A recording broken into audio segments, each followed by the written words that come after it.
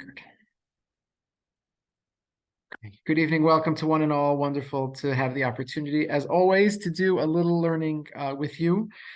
As I mentioned a couple weeks ago, when I first conceived of this course, the idea was to do some learning together and learn about Jewish history and talk about Ashkenaz and rabbinic personalities.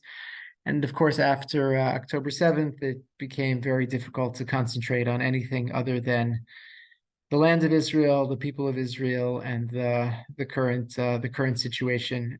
So we pivoted a little, and I want to continue in the interest of making good on our advertising. And we're still working on Titans of Ashkenaz, but I've added a component, and some large portion of what we'll look at tonight is directly connected to Israel. We talked about Rabbi Akiva Eiger last time, and today I want to switch gears and study with you the personality and the work and the contributions of the Chassam Sofer. So I say Chassam Sofer, even though the academics would say Chatam Sofer, but it's my belief that we should probably pronounce the things the way that the people themselves pronounce the things. I can assure you, to the extent that the Chassam Sofer ever said the words Chassam Sofer, he said Chassam Sofer and not Chatam Sofer, even though I'll come back to that issue of pronunciation in a moment. So who is the Chassam Sofer of Moshe Sofer? Was born on September 14th, 1762 in Frankfurt, Germany. He was never the rabbi of Frankfurt, but he did spend the first part of his life there. He grew up there. Like many of the personalities that we've looked at in the past, he was a child prodigy, and there are many legends about his prodigious capacities as a youth. At the age of 12, he was already a student of Rabbi Nassan Adler, who was one of the great sages of his time. The Chassam Sofer had a number of rebbes. His two principal rebbes were Reb Nassan Adler and Reb Pinchas Horowitz. Reb Pinchas Horowitz was a little more senior, a little older. He was really the chief rabbi of Frankfurt. And he was known as the Hafla. His Svarim are studied in many Batei Medrash throughout the world, as opposed to Reb Nassan Adler, who left very little in writing. When Reb Nassan Adler was invited to take up a rabbinical position in the Moravian community of Boskowitz in 1782, young Reb Moshe, who was 20 at the time, said, I can't let you go. And he actually followed his Rebbe and stayed with his Rebbe, Reb Nassan Adler, for the next number of years. I put on your source sheet in source number 1, there's a phrase that occurs a number of times in the writings of the Chassam Sofer. He says, Ki lo zaza yadi mitoch yado, mamash leida kol drakav motzaav umuvav. He writes that he wanted to know everything that there was to be known about Reb Nassan Adler, and he stayed with him and he was loyal to him, and that had a very important influence on him, which we'll come back to in a moment. I'll just share with you something that presaged an important part of the Chassam Sofer's life and career. Reb Nassan Adler died before he was 60 in the year 1800. Okay, so of course his student, the Chassam Sofer, eulogizes him. I'm skipping ahead just for a second, and I have this on your source sheet, which hopefully I can put up.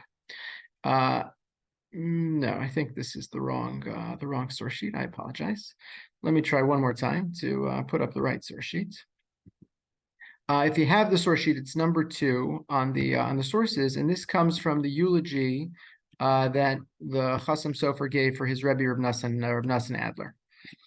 And he just sort of by the by writes the following, just above that asterisk. He's talking about the Chassidus of his Rebbe, and he means the piety of his Rebbe. And he just says, by the by, Mi shegil chlal tachlis hachasidus v'aprishus v'lo kachasidi hazman chas v'shalom. He says, what I mean when I talk about chasidus is actual piety, not the kind of chasidus that's now become very popular, right? As opposed to the old meaning of what chasidus means, this new sect of the followers of the Baal Shem Tov and his students, again, which is a raging controversy because of the changes that they've made to the liturgy and to Zmanei Tefillah, and the Gra, who died in 1797, spent all this energy battling the Hasidim. So it was still in the background of so much of what was happening, and of course that's in the background of the life of the Chasam Sofer, which we'll come to in a second. So the Chasam Sofer never made it back to Frankfurt after he left when he was 20, but he always signed his letters, Moshe Hakatan mi Frankfurt, right? And he kept his Minhage Frankfurt, and as we talked about it when we did that session on Frankfurt, there were there's a special fast day in Frankfurt and a special day of Simcha, like a Purim Katan in Frankfurt, and the Chasam Sofer observed them because he considered himself a Frankfurt Jew. Okay. There's also some speculation that around the time that the Chasam Sofer left Frankfurt, the Hafla, who was the chief rabbi, his second Rebbe, Reb Pinchas Horowitz, was preaching against the writings and the teachings of Moses Mendelssohn, which again had created a whole stir and a whole controversy in the German lands because of his new translation of the Chumash, the Biur, and as the beginnings of the Haskalah. Again, we'll come back, but you have all these movements that are brewing during the lifetime of the Chasam Sofer, Haskalah and Chasidut and Reform, right? So this is a time of great uncertainty and a great upheaval in the grand scheme of Jewish history, and the Chasam Sofer, of course, as you know, is right in the middle of it. 1787, Chasam Sofer marries, and he moves to the hometown of his bride, which was Proznitz. Proznitz was a hotbed still in the end of the 18th century of Sabbateanism. Shabtai Tzvi died in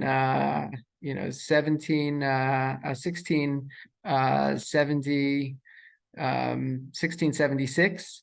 And 100 years later, there's still Sabbatians, and there's Frankists, and it's a whole the movement went underground, came back.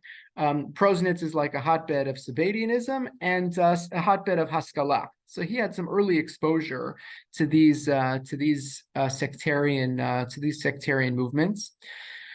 He bounces around for a few years and ends up taking some smaller rabbinical posts, one in Dresnitz and another for a short time in Mattersdorf, in present day Hungary. 1801, the chief rabbi of Pressburg, Reb Meshulam Igra, who was a very important scholar and rabbinic personality in his time, Reb Meshulam Igra died, 1801. And Pressburg is a very important Hungarian community, present-day Bratislava. And they're searching for a rabbi who's worthy of being the chief rabbi of Pressburg. And obviously, based just on the historical record, they're a tough crowd to please because the post is vacant for 5 years. Okay. Finally, in 1806, Rav Moshe Sofer, the Chasam Sofer, is invited to take up the post of Pressburg. There's a story they tell. I can't confirm that it's a true story, but it's a great story. Every community, when they hire a rabbi, it's the same thing in the 21st century. So there's a praba. You invite the prospective candidates and you ask them a series of questions. And you want to get a feel for how they answer and what they would do in a particular circumstance, and what do you hold about this, and what do you hold about that? So the stumper that they apparently would ask the candidates when they applied to be the rabbi of Pressburg was the following question. They said, Reb Meshulam Igra, who was the previous rabbi, when he was on his deathbed, he was muttering, and he said, I wish the din was like Rebbe Meir. I wish the din was like Rebbe Meir. And so you, rabbinic candidate, young man, what do you think Reb Meshulam Igra meant when he said, I wish the din was like Rabbi Meir? And every candidate would, who knows what he was talking. They'd speculate and they'd come up with some kind of theory about what he meant. And the Chasam Sofer said, I'll tell you what he meant. It's quite obvious to me. Said, there's the Gemara says quite explicitly, Rov Gosis in Lamisa.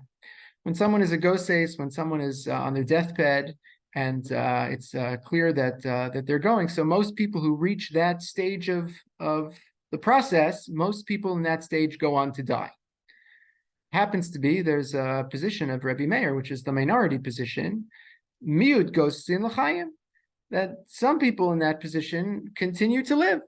So Rabbi Meshulam Igra, when he was muttering and saying, I wish the halacha was like Rabbi Meir, I wish it was like Rabbi Meir, all he meant was, I wish that even though I reached this state, that I could continue to live. So I can't promise that's a true story or not, but it's the story they tell about the Chasam Sofer's Prabba when he applied to be the rabbi of Pressburg.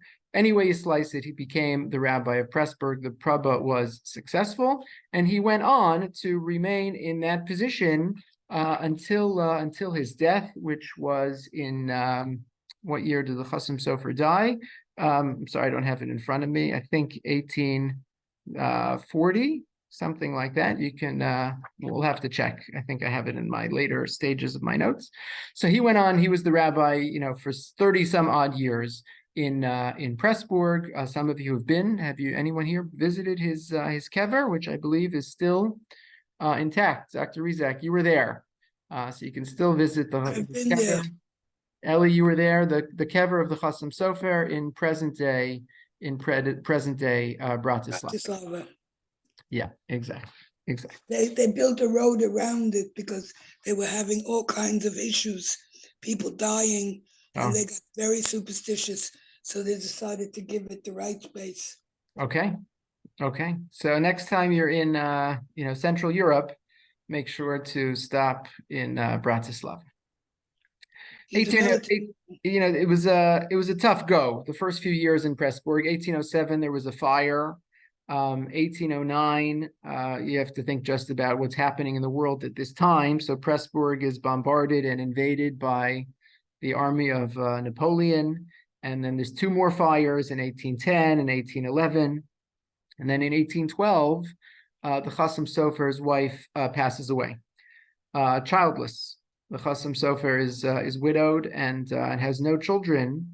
In 1812, at the age of 50. As I mentioned when we talked about Rabbi Kiva Eger, and the Chasam Sofer were contemporaries. They're just a year apart.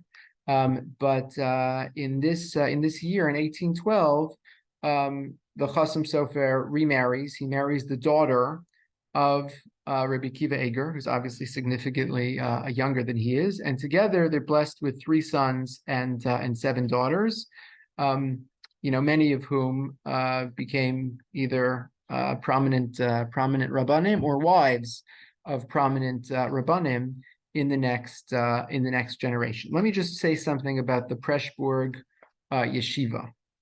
Okay, so a lot of the prominent yeshivos in Europe were on the decline at this time, with notable exception of Volozhin, which had gotten going the first decade of the 19th century. So the Pressburg yeshiva, under the leadership of the Chasam Sofer, attracted students from all over Europe. They say, we don't have the exact figures, at its peak, there were either 400 or 500 students in the yeshiva of Pressburg. It's basically unprecedented. We talk about European yeshivas in the 16th, 17th, 18th century. So, we're generally talking about Beis Medrash, and there's 8 students, 14 students, 22 students, right? So this is just of a totally different scale. Okay, and the number of students who graduated and went on to become rabbis themselves was over 100. So when we talk about the Chasam Sofer as the father of Hungarian Orthodoxy. When we talk about the Chassam Sofer as the father of Hungarian Jewry, so it's both because of the force of his personality and his halachic output, but also because of the students he produced. Okay.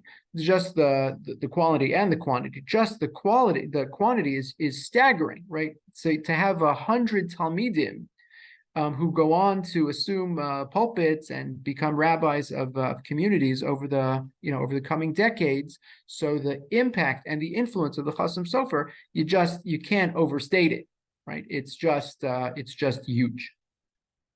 I'll say a word about what happened in the yeshiva. The Chassam Sofer was not interested in pilpul, in dialectics and casuistry. He was much more interested in halacha l'maisa, in practical applications of halacha. Part of the curriculum was actually studied Tur and the Shulchan Aruch, which was something of an innovation. He also taught the Parsha. At the end of the week, he taught the Parsha with Rashi and Ramban. He had a very special place in his heart for the parish of the Ramban al HaTorah. On the first page of his will, we have the Chassam Sofer's will. On the first page of his will, he says, my children, my grandchildren, my students, study the Ramban al HaTorah.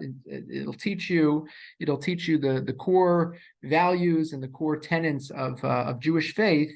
It was a favorite part of the canon for the Chassam Sofer. Okay, so after it was really after the Chassam Sofer's passing that his writings began to achieve a kind of canonical status. His students published his Shilas and Shuvos and his commentaries. And today they're studied again in Batei Midrash all over the country and all over the world. So who is the Chassam Sofer, and why is he a titan of Ashkenaz? What was his contribution? What is his legacy? So as I intimated moments ago, reform is getting off the ground. We talked about it a little when we talked about Rabbi Kiva Eger, but of course, the Chassam Sofer earns a reputation as being the conservative small c force against the reformist tendencies of this burgeoning movement. There's a whole group of agitators who are now enjoying the benefits of emancipation, who say we want to become full citizens and we want to engage in educating ourselves in ways that were impossible before we were politically emancipated, and we want to make changes in order to keep young people in the fold and to make sure that now that the proverbial ghetto walls have fallen, we can still keep people connected. Okay. And then there was this group of, again, small c conservative traditionalists who said, no, that's not the right approach. We need to maintain our practices. We need to maintain our fealty to halacha. We need to maintain our traditions. And once you start making deviations, everything is a slippery slope, and it's very dangerous. So anyone know the famous phrase that the Chassam Sofer is known for? He didn't invent the phrase, but he popularized it. Chadash min haTorah asur. Exactly, Chadash asur min haTorah. So the Torah tells us there's a thing called Chadash, which is new grain, which is planted after the second day of Pesach, and that can't be used until the next season. But in a kind of play on words, the Chassam Sofer said we need to make that our mantra. And anything chadash, anything that's an innovation, we need to be very weary of.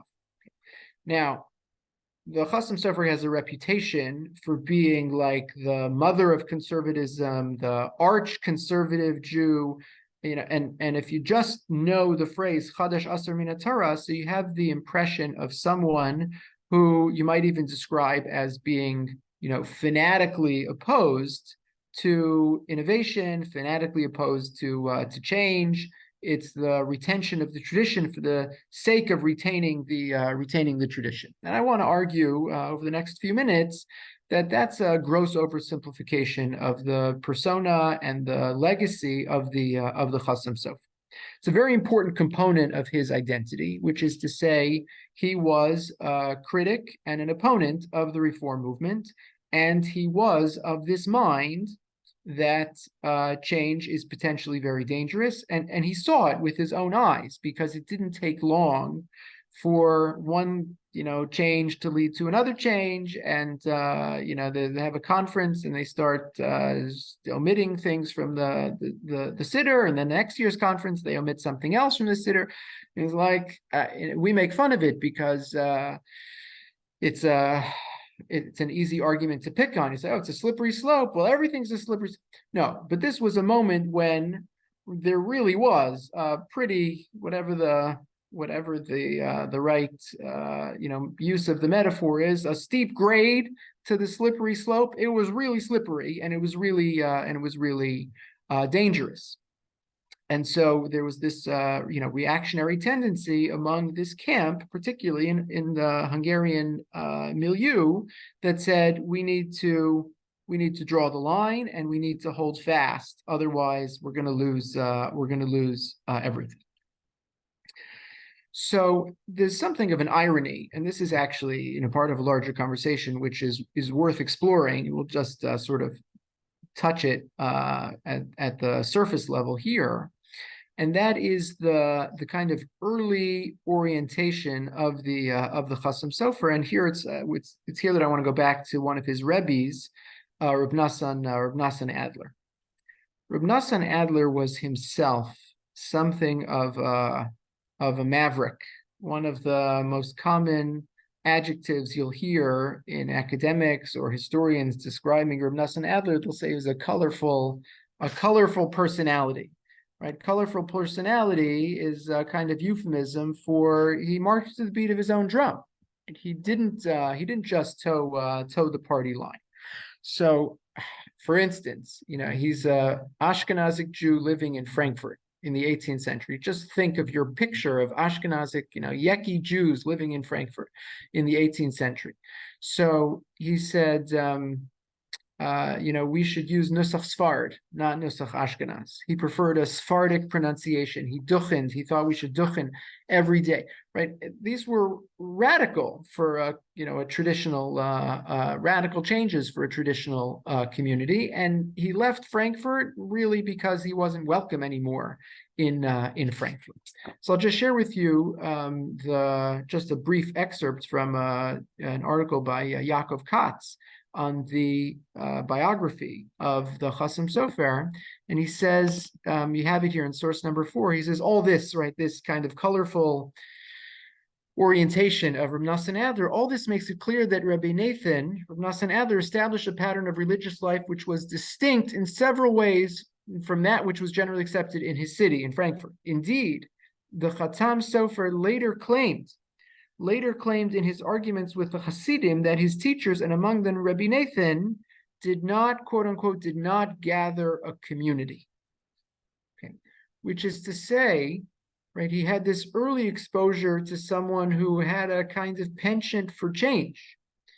And it was clear, even as a loyal student of Reb Nassan Adler, it was clear to the Chasam Sofer that, you start going down this path and you start making these changes, and it's not sustainable, right? You could do it maybe as an individual, and that might or might not be fine or even advisable, but if you think about the long-term continuity of the tradition, it doesn't work.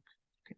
So, it was the ironically, right? It wasn't because he grew up in a home of arch conservative. No, it was almost the opposite. He was exposed to this, this early experience of what happens when someone great, someone you respect, someone who's very much l'shem shamayim, starts to make changes. Are they sustainable?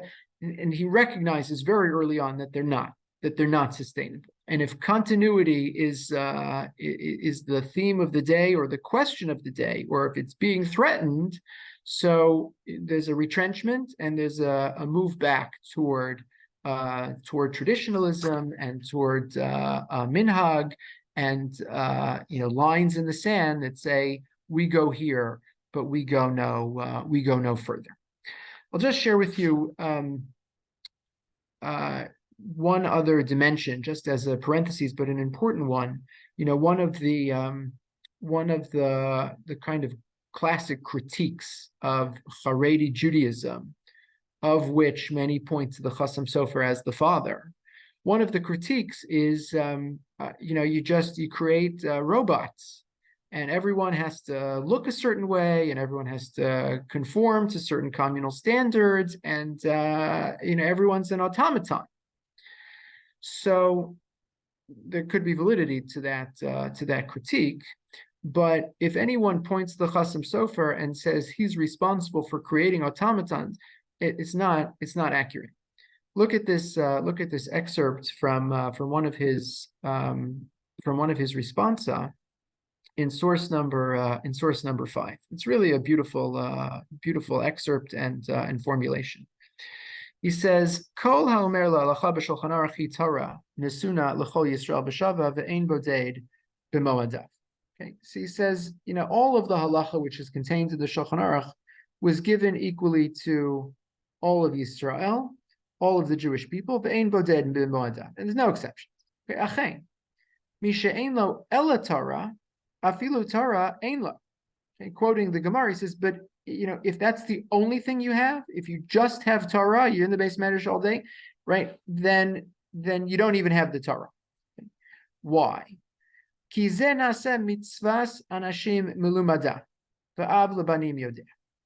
So again, quoting the Gemara or paraphrasing of the Gemara, he says, well, then it just becomes you're checking the box. You're doing it by habit. You're doing it by rote. And so then you just pass one box to be checked to the next generation for the box to be checked, right? And that's not the goal, right? The goal isn't to just conform. Al kain kol mischased im kono nikar b'mama'ala ma'asher libo bodeh l'shem Hashem lahazir nasir mikol ma'asher yidvena libo uvazeh ein signon echad ole l'shnayim ki ein lev shnei bnei adam shaveh bi'ahavas Hashem. He says, if you really want to achieve a level of piety before Hashem, so then it's not about the Torah that you learn. Obviously, that's a prerequisite, and that's very important for the Chasam Sofer. But it can't only be about Torah. It has to be about your behavior. It has to be about your actions. It has to be the practices that you aspire to, that you create l'shem shamayim. Right? And he says, Ki ein lev shnei bnei adam shaveh b'avas. It can't be that two people are going to be motivated by exactly this. That's not how we function. Each person is an individual, and there's nobody else like that individual. And that has to be given expression in the world of religious service, in the service of Hashem. Okay. So he goes on to say, everyone is united because we all belong to Klal Yisrael, but everyone's service of Hashem has to be individualized and has to be unique. Okay, right? And I just showed you that clip and said, name that author. It'd be like the last person you think of is the Chasam Sofer, the father of the traditionalist camp of Hungarian Orthodoxy. No. But the same man who says, Chadash Aser Min Torah, the same man who says we need to draw the lines in the sand and we need to be very weary of innovation, right? Also says, for all of our conformity, every person is an individual and every person needs to find the individual expression for their religious identity within the framework that we're creating. Okay, and I think that's a fascinating kind of complexity, which sometimes gets overlooked when we just say, the Chasam Sofer, father of conservative, small c approach to Judaism, father of Hungarian Orthodoxy. It's much more complex. And I'll add a layer to that complexity, and then I want to leave a little time to talk about Israel. for all of the traditionalism of the Chasam Sofer, it's important to recognize the Chasam Sofer was also a great innovator in the realm of halacha. Okay, and I'll just share with you one example because I think it's quite striking. And you have the whole source here in number 6, or at least a big excerpt in source number 6. I'm not going to go through the whole case with you. But it's a little uncomfortable to talk about it. It's not a topic that we talk about openly too much. But the halacha is if someone commits suicide.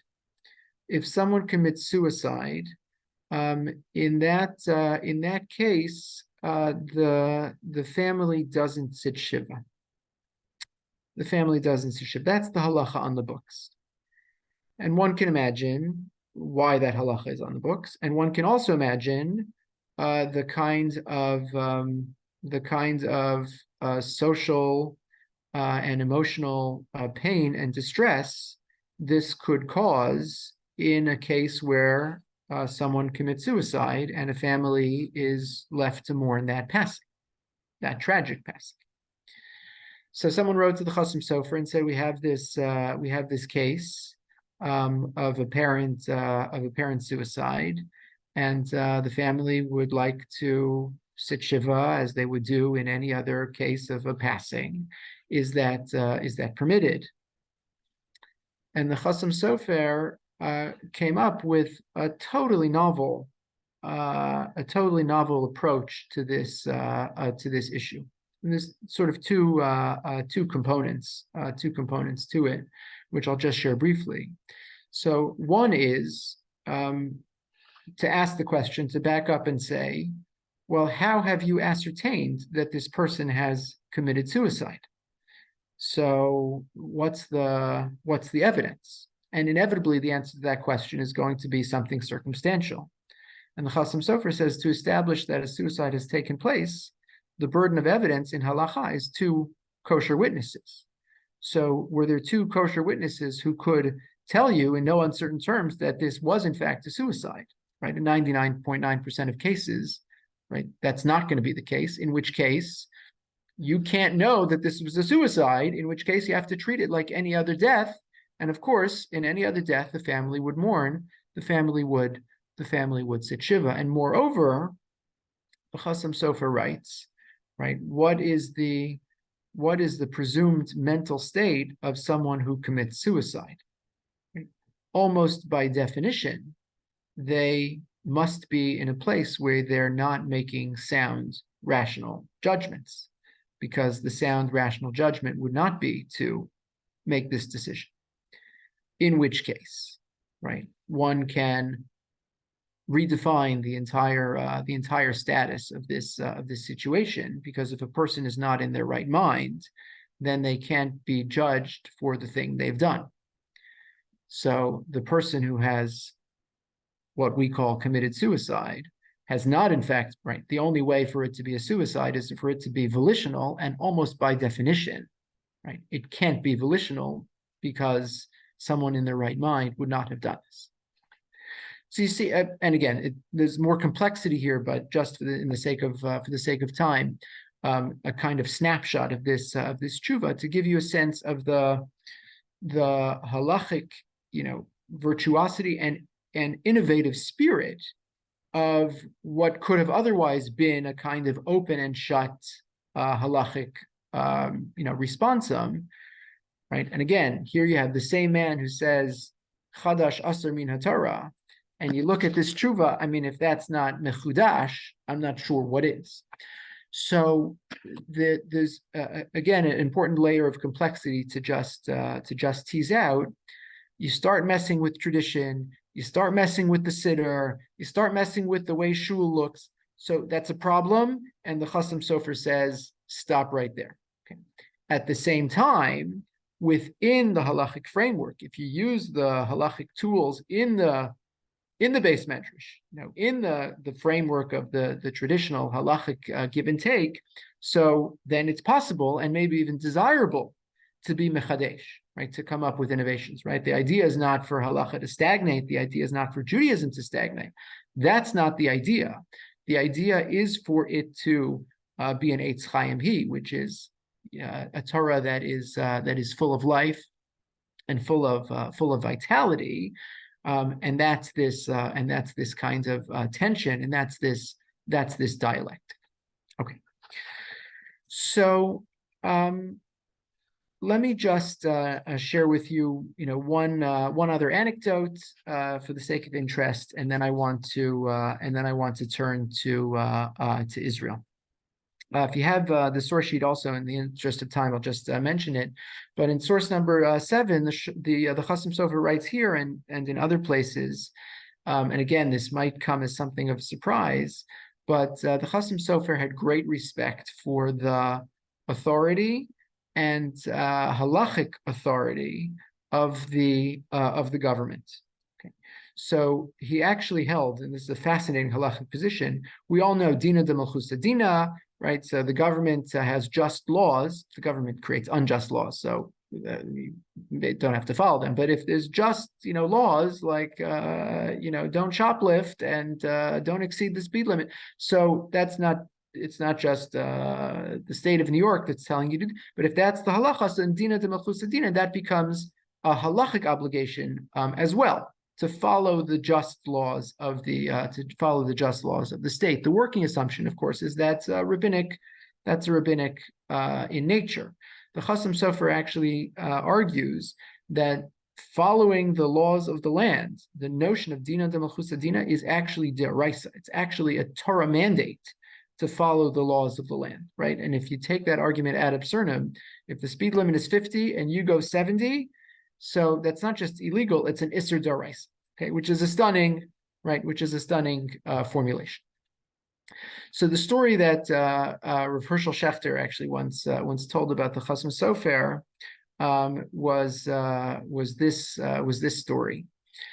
He said that his Rabbi, Rav Nassan Adler, had sent him to study for a short time in this town of Rechnitz when he was a child or a teenager, and it wasn't successful, and he never really kind of understood why he had studied in this town of Rechnitz. And then, decades later, I think this is like in the 1820s, the Chasam Sofer was actually arrested because he had made a ruling in a financial dispute, and unknown to the Chasam Sofer, the litigant whom he decided in favor of had acquired his merchandise illegally. So it was a trial, and the Chasam Sofer was on trial for aiding and abetting some criminal activity.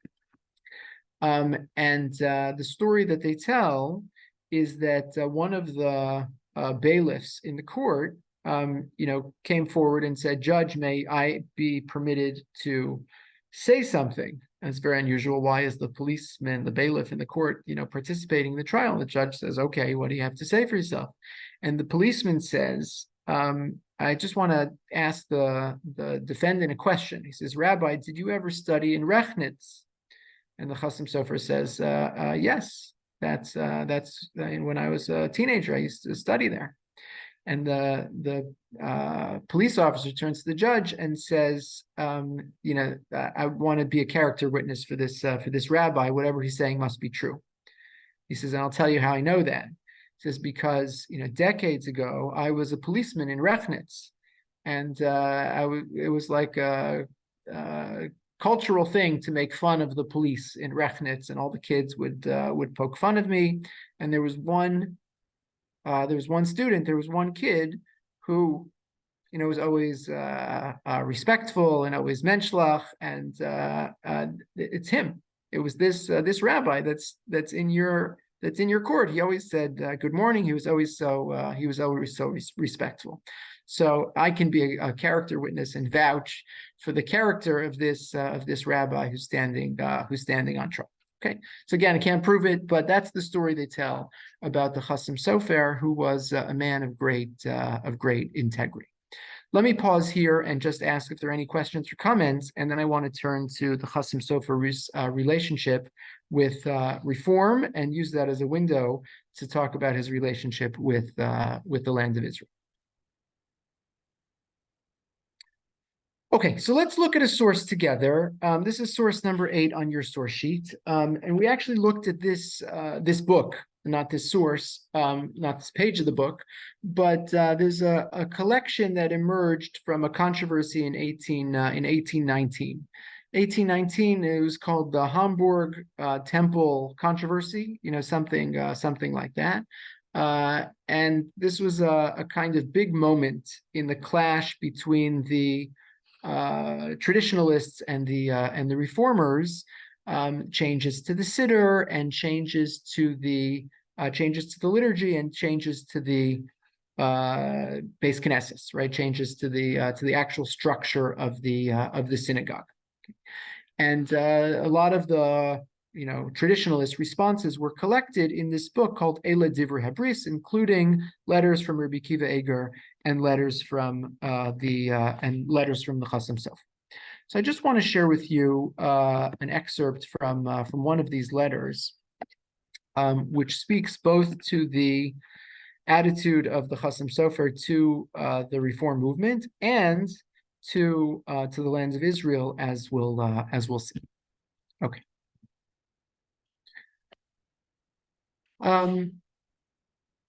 So he says, one of the attempts at reform, one of the attempts to reform the siddur was to excise all references to Mashiach, to Korbanos, to the return of the temple. The kind of oversimplified way of saying it was, we don't need to go back to Jerusalem. Berlin is the new Jerusalem. And again, you have to put yourself in the hearts and minds of 19th century Central and Western European Jews. We've never had it so good. Our grandparents were fleeing pogroms, and here we are, emancipated. The government has invited us to get an education in their schools and to take jobs in the public sector, and it's like, our grandparents could never have even dreamed this dream, and here we are, like Higanu. It can't get better than this. This is the promised land. So, what are we talking about? We're not doing that, right? We're here. So thank you, Hashem, for getting us here. But we're not talking about Korbanos and Mashiach and Tzion and a return to Jerusalem. They took it out. So the Chasam Sofer says, "V'im yomar haomer lihispalel al tzmichas keren Mashiach ben David v'hatzara ha'avoda kol panim batel hatam." Says, maybe you'll say, right, that we don't need to talk about the flowering of the redemption and the coming of Messiah. It's not relevant anymore. She'anachnu yoshvim shalom ushketim ben malchei umos. Here we are. We're peaceful and prosperous. It's great. Zos lo zos kikvar kasafti le'el afilu b'imei malkei ba'yeshenu yispalu al sholtan debeis Yehuda. Says, even in a time of redemption, right? Even when you have the second temple, you're still hoping for the ultimate redemption. Ki az niskeh kulanu yachad, right? Lachsos b'noam Hashem. It's never complete redemption. V'lo le'achol mipi b'lispo mitova anu tzrichin asher yomar ha'me'arer alo anachnu motzim zeh be'artzas ha'amim ve'ein anu tzrichim la'etz Yisrael. And the reformers say, maybe we should just enjoy where we are. And, we don't need to go any further. We've arrived.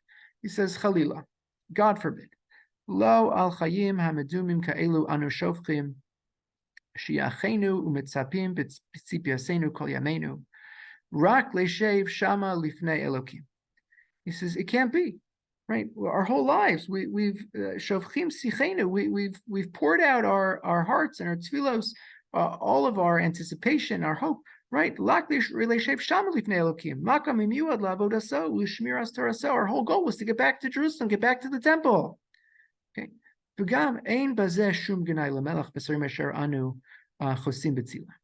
and then he goes on to say, and it's amazing how contemporary this is. He's like, you say it's dual loyalty. It's such a chutzpah, right? You're sitting in this land, and you're here in Moravia.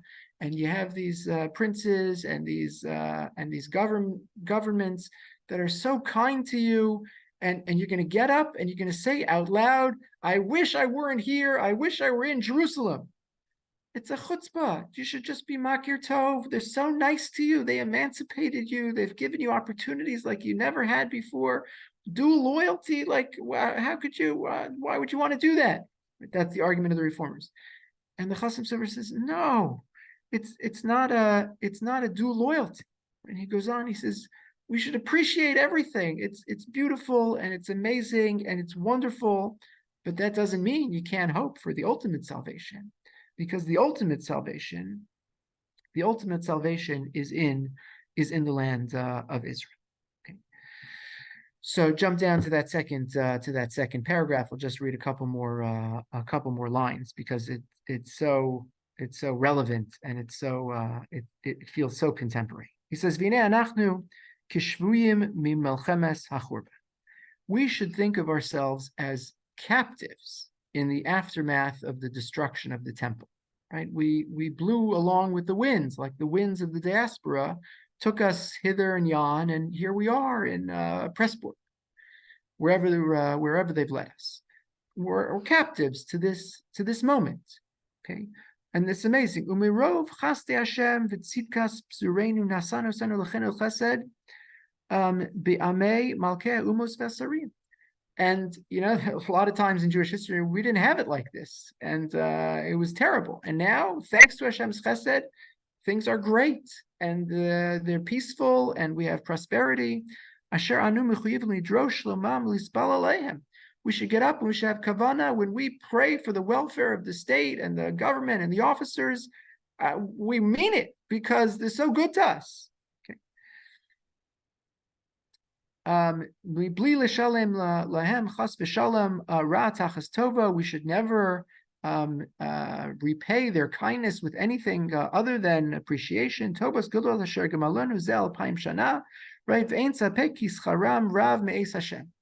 Right? Compared to Jewish, like you can be sure when these righteous Gentiles who are so nice to us, when they get to Shemayim, they're going to get plenty of reward, well deserved, right? Next line. Ach bichlal zos, nonetheless, ein ra im nitzpeh v'nihal lashuv la'achuzas avosei. There's nothing wrong with praying for the ultimate redemption, for the opportunity to go back to the land of our fathers. And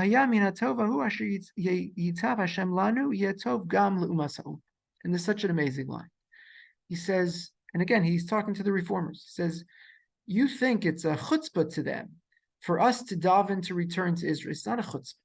He says, when we return to Israel, it's not just that we're, going to say, thank you, Hashem, it's so great for us. It's going to be great for them. The return of the Jewish people to Zion, right, isn't a blessing just for one nation. It's a blessing for all nations, right? And then he just reminds you, like, just remember, Shir HaMalos, you say it every Shabbos in Yantif. Listen to what we say. He says, Kidavar Hanavi Yeshaya Balchu Goyim Le'orach Umalachim Le. I'm sorry, I don't know the next line. It's a little cut off. But now he quotes our pasuk. He says, "V'zeu perish pasuk b'thilim az yamru ba'goyim higdil Hashem la'asosim eleh higdil Hashem la'asosimanu hayinu smechim." So he says, "Perish al das pasuk halu es Hashem kol goyer shabchu kol amim ki gavar elinu chasta." He says, when it's great for us, right? That's when it becomes great for them. So it's not a stira. It's not an irreconcilable tension, right? You can, and again, you could just map it on to 2023 or, so much of 20th, 21st century Jewish history. Just because things are great in a particular moment and you're so appreciative.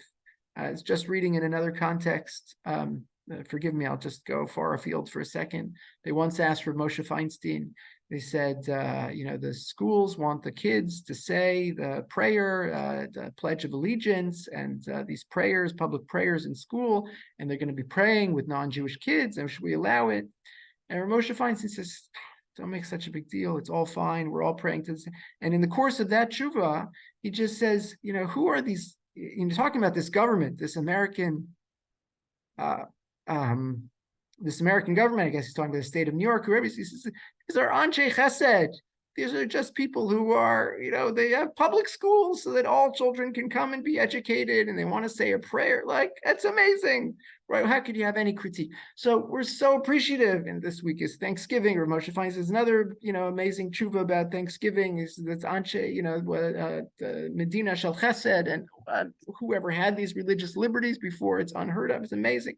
So you could have all the appreciation in the world for the, the benefits that we enjoy in this extraordinary time, in this extraordinary place, but that's not a stira, right? At the same time, you can say, we hope to get back to Jerusalem with a rebuilt temple, to the land of our forefathers, which is the ultimate goal of Jewish history, and Hatikva, the national anthem of the Jewish people for the last 2,000 years.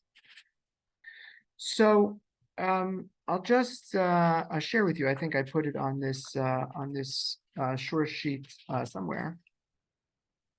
It's in source number 12, and I'll just pull it up because we're going to have to stop in a couple minutes.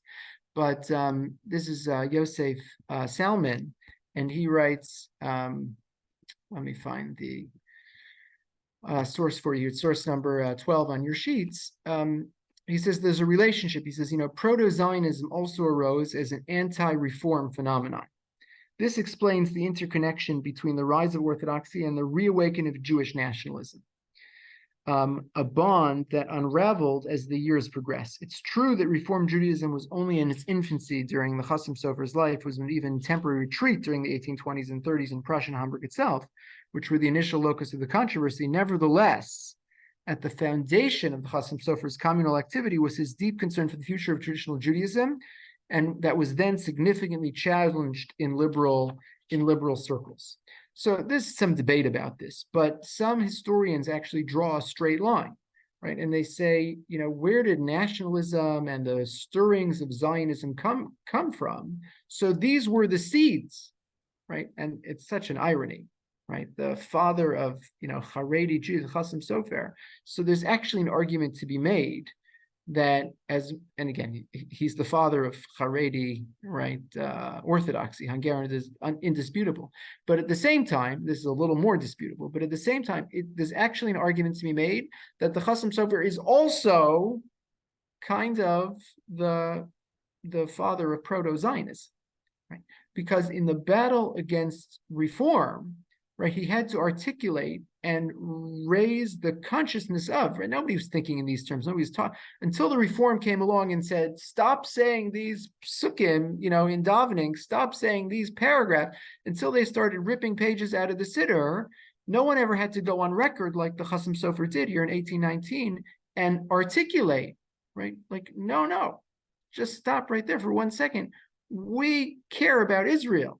We love Israel. We daven for Israel. We want to get back to Israel. And even, right, and maybe especially because we're living in this moment of emancipation where things are politically great for us, right, that shouldn't dampen our desire to get back to Israel. It should just remind us that that is the ultimate hope and destiny of the Jewish people.